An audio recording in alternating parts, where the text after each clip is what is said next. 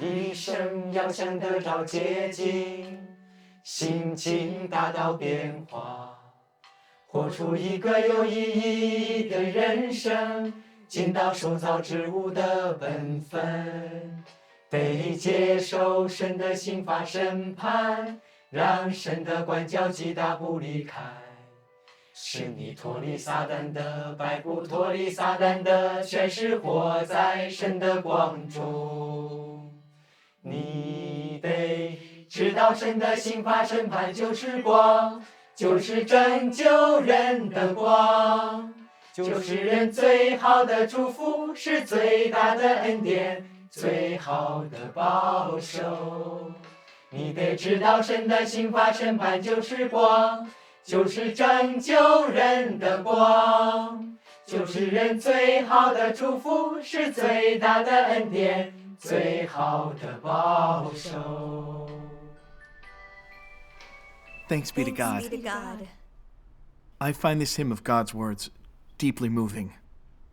I used to live by sayings like distinguishing oneself, and man struggles upwards, water flows downwards, and other of Satan's poisons. I was damaged by Satan for seeking status and fame, always worrying about my status. It was painful to live.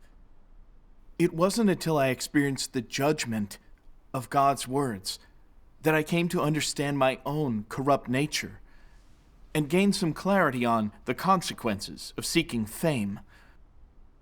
I finally started to feel remorse.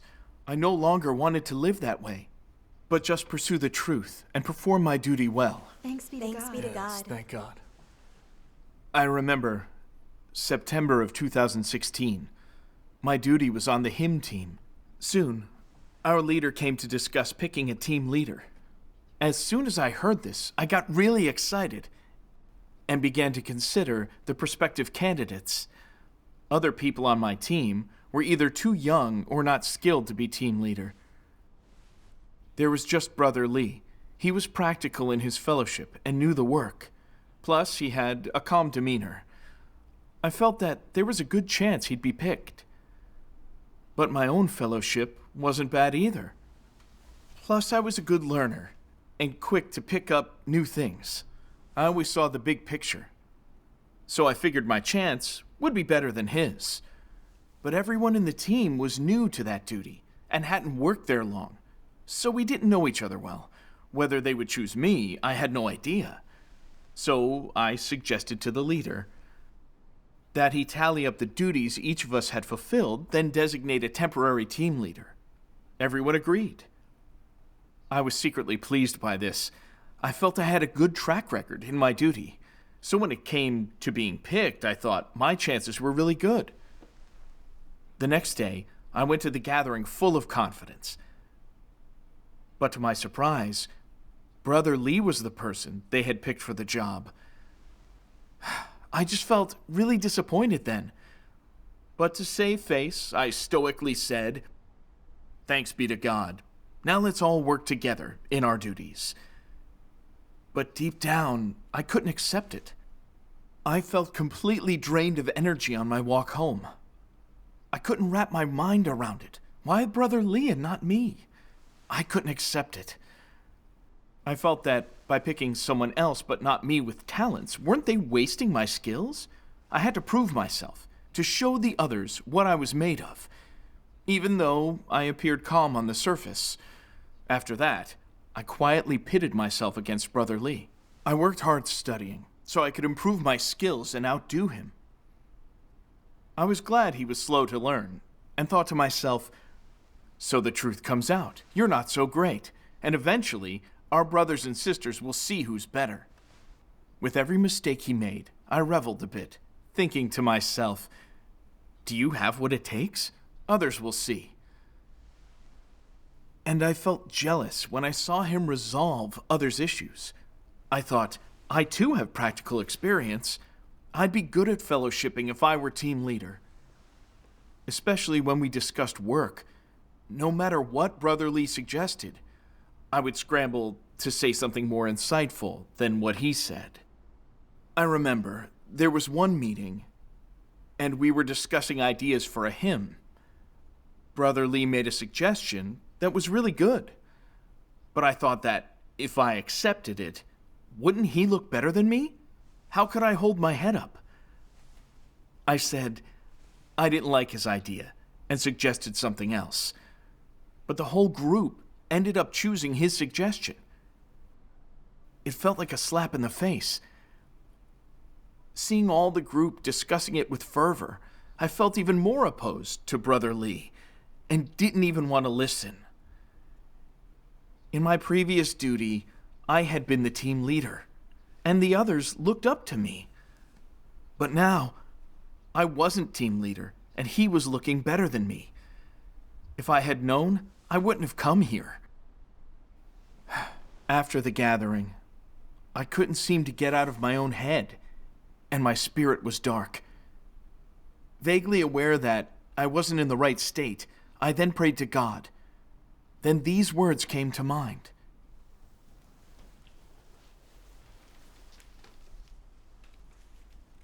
Before I created you, I already knew of the unrighteousness that existed deep in the human heart, and I knew all the deception and crookedness in the human heart.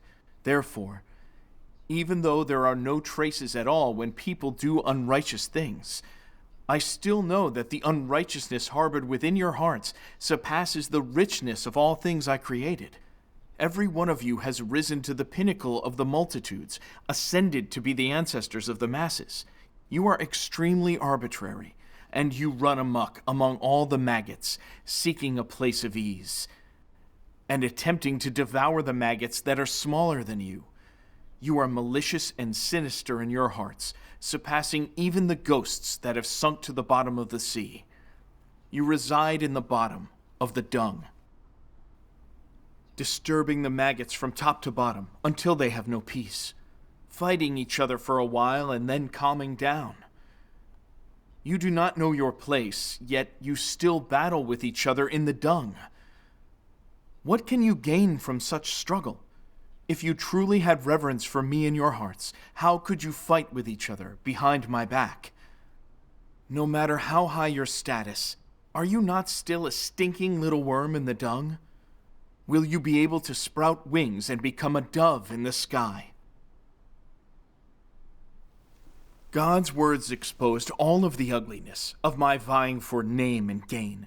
Since joining the hymn team, I had too much ambition, dying to achieve something, so all the others would think that I was the best, and that I could get a foothold in the team. In the selection process, I tried to use my wits to my advantage, getting the leader to select one based on our past performance in the duties. But when Brother Li was picked, I became jealous and harbored a competitive attitude. Whenever I saw issues in the work he'd done, I didn't uphold the church's interests or try to help him. But I wanted him to be replaced so that I could have a shot at his job. My satanic disposition of seeking this name and gain meant that I was devoid of conscience or reason. It was toxic and despicable. When I realized I was this way, I really reproached myself. I prayed to God and asked him to help me practice truth, so I would no longer be controlled by my corruption. One day, I read this in God's words. For each of you fulfilling your duty, no matter how profoundly you understand the truth, if you wish to enter the reality of the truth, then the simplest way to practice is to think of the interests of God's house in everything you do and to let go of your selfish desires, your individual talent, motives, face, and status. Put the interests of God's house first. This is the least that you should do. If a person performing their duty cannot do even this much, then how can they be said to be performing their duty? This is not performing one's duty. God's words had shown to me the direction in performing my duty, which meant letting go of my desire for status, putting the church's work first no matter what, and doing my duty the very best that I could. Then I'd be doing the duty of a created being, like I should be. Exactly. If I sought name and status over my main work, that wasn't fulfilling my duty. I'd be resisting God and doing evil. Later, in a gathering, I opened up to my brothers and sisters about all of this, revealing my own corruption. The others didn't look down on me, and the wall between me and Brother Li disappeared. Thank God. After that, I shared fellowship during gatherings he chaired, and didn't laugh or snicker when I saw flaws in any of his work. Instead, I offered support and suggestions. When I saw him helping brothers and sisters resolve their issues, I wasn't jealous like before. I felt that in God's house, it's our roles that differ, but not our standing. That's right. That's right.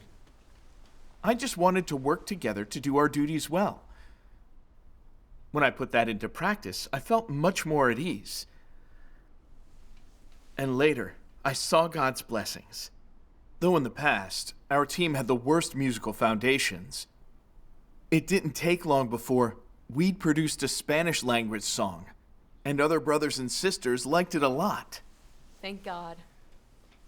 About half a year passed, and I was becoming more familiar with the work. The brothers and sisters would often accept my ideas whenever we were discussing work, and our monthly team work exchanges were usually led by me. I felt my need for name and status had been satisfied, and at that time, our leader had me do more to drive the work in our team. Having my leader's esteem made me feel even more like I was a valuable talent. One time, we needed someone for an extra task, and even though it was right up my alley, I thought about it hard first. It'd take up a lot of time for no attention. So if I did it, I'd probably lose some of the attention I had. But if Brother Li did it, I could make my own niche in the team. I thought of every excuse to turn it down, saying Brother Li could do it. The truth is that I felt really guilty and unsettled, but I still remained stubborn so I could protect my position. Brother Li moved to that unfamiliar job. He became negative after he encountered things that were hard, which impacted his work. After I heard, I still didn't reflect. Brother Li was often unable to work with us, so most matters large and small would then become my problem. My desire for name and status only became worse. I saw that there were some shortcomings in our brothers and sisters' work that slowed us down, which made me anxious.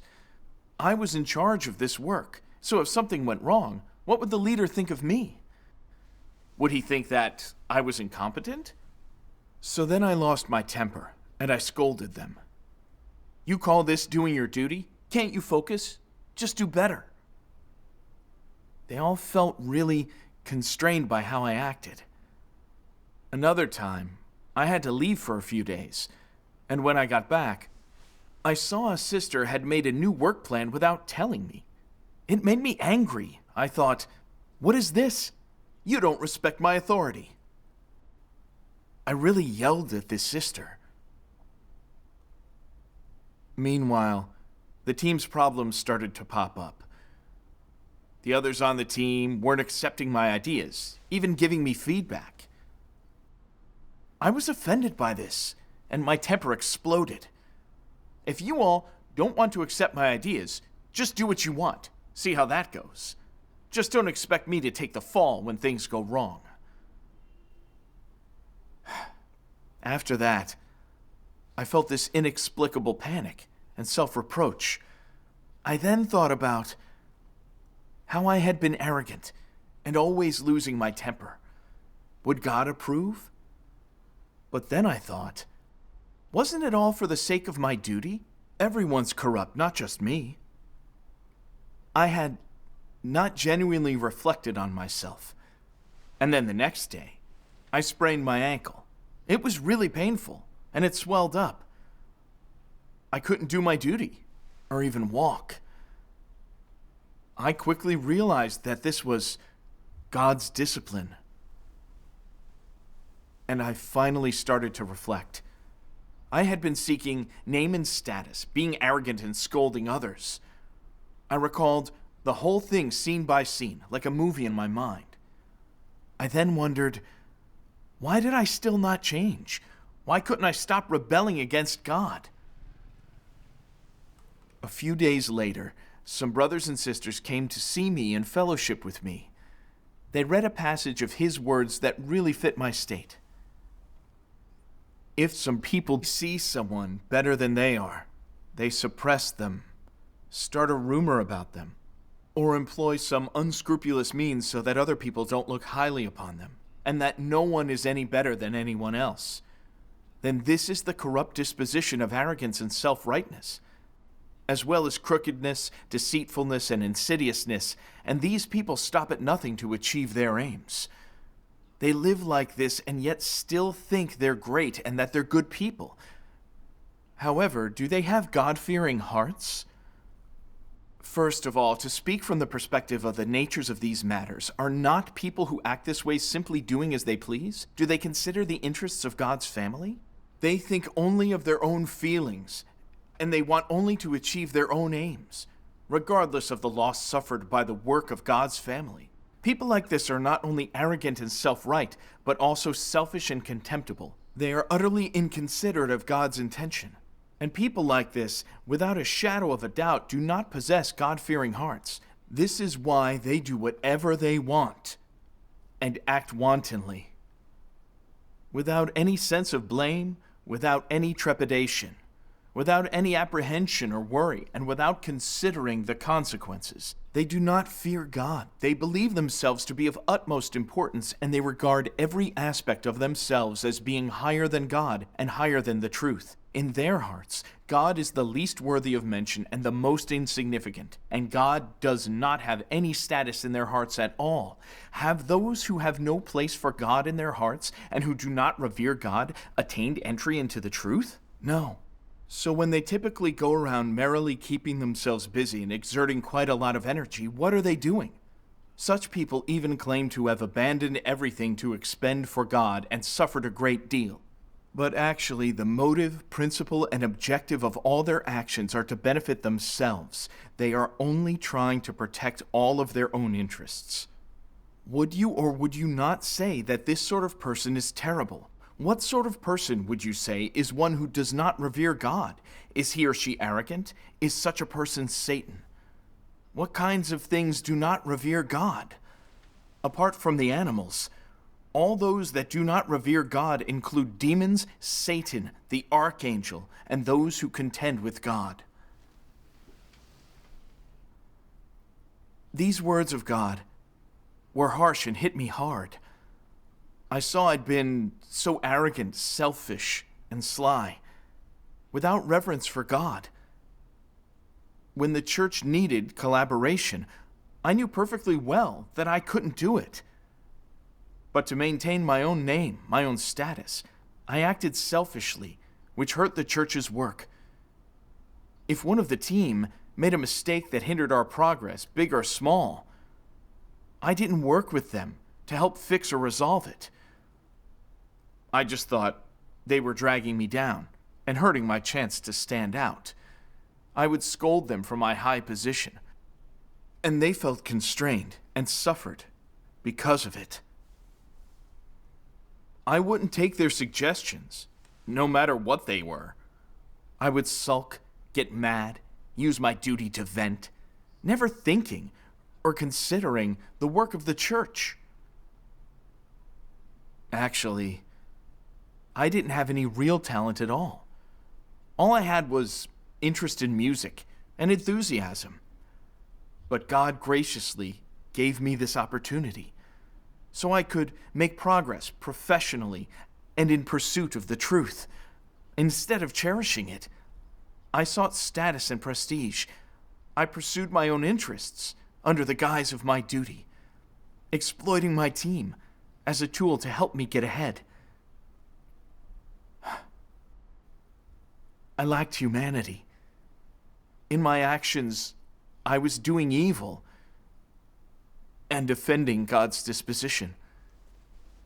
It was disgusting to God. When I realized, I felt such fear and regret. As I cried, I prayed to God, "Oh God, I was wrong. I don't want to be rebellious against you. or fight for personal gain. I want to repent. Later, I read these words of God. What does Satan use to keep man firmly within its control? Fame and gain. So Satan uses fame and gain to control man's thoughts until all people can think of is fame and gain. They struggle for fame and gain, suffer hardships for fame and gain, endure humiliation for fame and gain, sacrifice everything they have for fame and gain, and they will make any judgment or decision for the sake of fame and gain. In this way, Satan binds people with invisible shackles, and they have neither the strength nor the courage to throw them off. They unknowingly bear these shackles and trudge ever onward with great difficulty for the sake of this fame and gain.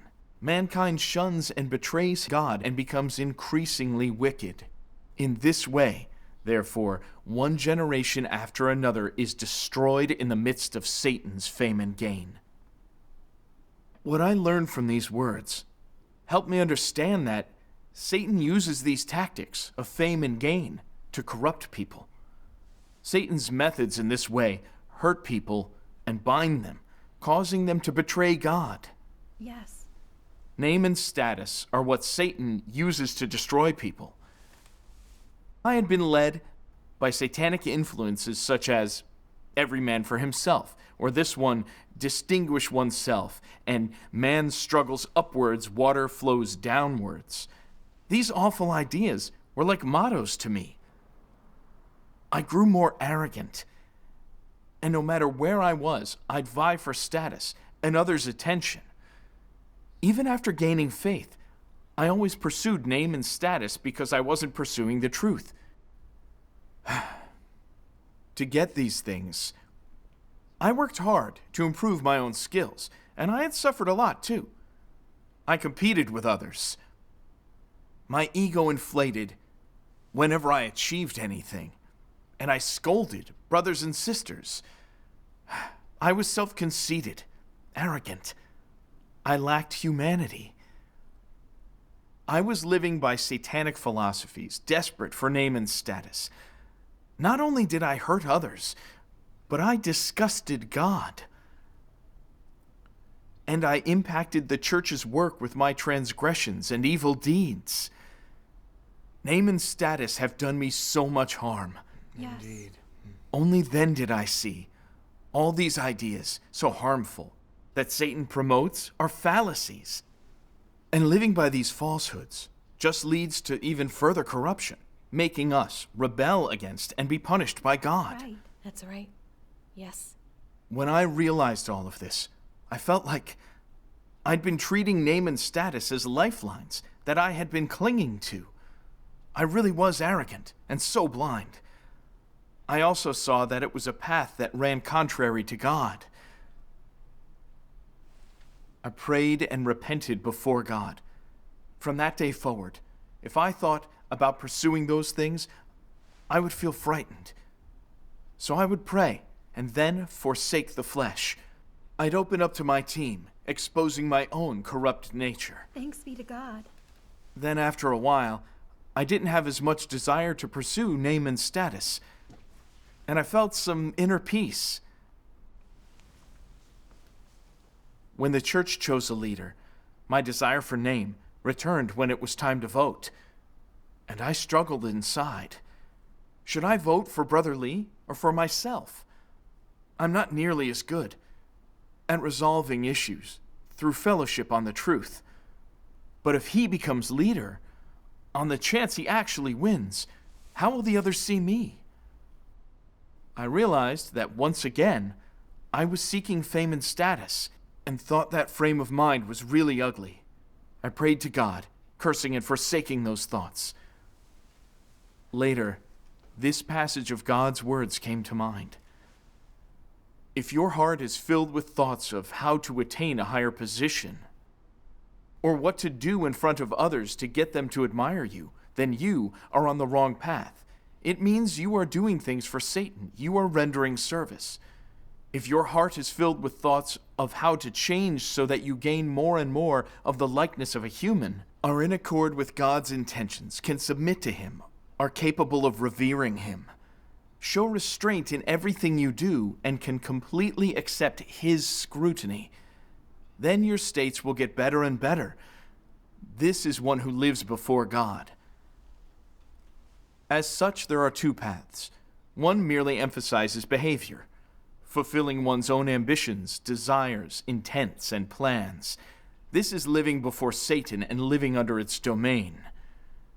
The other path emphasizes how to satisfy God's will, enter the reality of the truth, submit to God, have no misunderstandings or disobedience toward Him, all in order to attain reverence for God and perform one's duty well. This is what it means to live before God. That's right. Yes. I finally understood what God meant. He looks at the motives behind people's actions. That's important. If all I ever try to gain is my own name for others' esteem, then that is a path against God, and I won't find the truth or be perfected by God. Yes.